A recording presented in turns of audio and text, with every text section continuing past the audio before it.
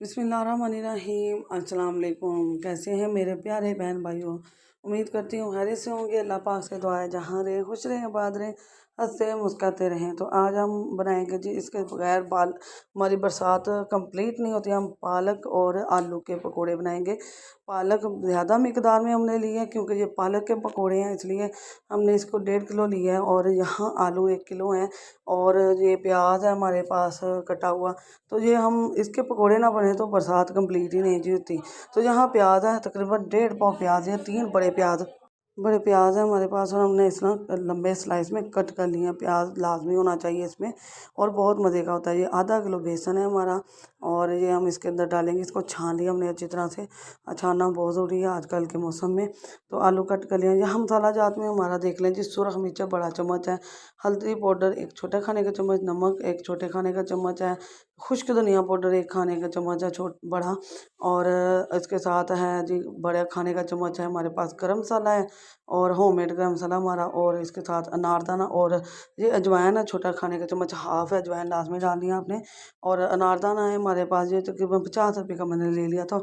और 4 से 5 सब्ज़ मिर्च इसमें मैंने दरदरा कर ली है, इसको कूट लिया हमने जैसे लहसुन अदरक को कूटते हैं। तो ये हमारी सारी चीज़ें इसके अंदर। अब हम इनको सारी चीज़ों को कर लेंगे मिक्स एक बड़े बर्तन में। ये हमने बर्तन ले लिया जी, बड़ा पतीला ले लिया। बर्तन बड़ा होना चाहिए, मिक्सिंग अच्छी होती है और बाहर भी नहीं गिरता, तो चीज़ ज़ाया नहीं होती। तो यहाँ मैंने आलू डाल दिए हैं इसके अंदर, पालक, प्याज, बेसन और सारे मसाला जात हम डाल देंगे।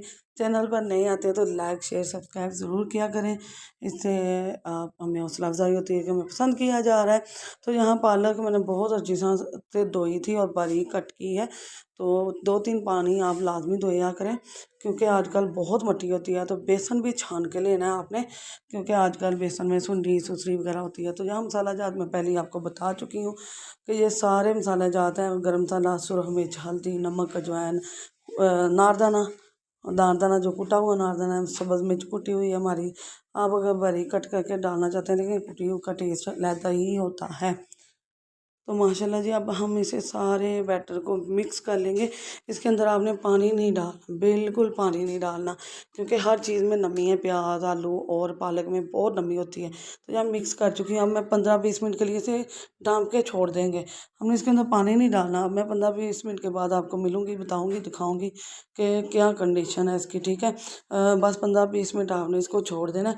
तो अब मैं इसके ऊपर ढक्कन लगा के इसको छोड़ दूँगी। यहाँ देखिए जी माशाल्लाह बातों में 20 मिनट भी गुजर जाते हैं और पता भी नहीं चलता। तो ये देख लें, मैंने पानी बिल्कुल नहीं लगाया और इसमें इतनी नमी आ गई कि ये खुद ही गीला हो गया, ये इसने नमी छोड़ दी है। तो यहाँ ऑयल भी हमारा गर्म हो चुका है।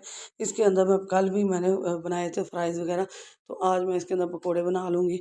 तो जो पकोड़े और फ्राइज़ का ऑयल है मैं सेपरेट ही रख देती हूँ। वो हांडी और रोटियों पराठों पे बिल्कुल नहीं लगता, उनका टेस्ट ज़रा चेंज हो जाता है। तो मैं यहाँ डालना शुरू कर दिए पकोड़े। मैं थोड़े छोटे साइज़ के लूँगी, बहुत क्रंची बनेंगे, बहुत ही मज़े के, ऊपर से क्रंची होंगे अंदर से सॉफ्ट। और ना तो कोशिश कीजिए कि आग ज़रा कम रखें, इससे ना हमारे पकोड़े अंदर तक पक जाएंगे। इतने मज़े के, टेस्टफुल और जायकेदार और बहुत ही मज़े के।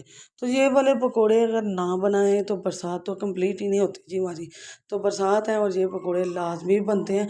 तो इसके साथ मैंने कड़ी भी बनाई थी, लेकिन कड़ी की रेसिपी मैं आपके साथ फिर कभी शेयर करूँगी।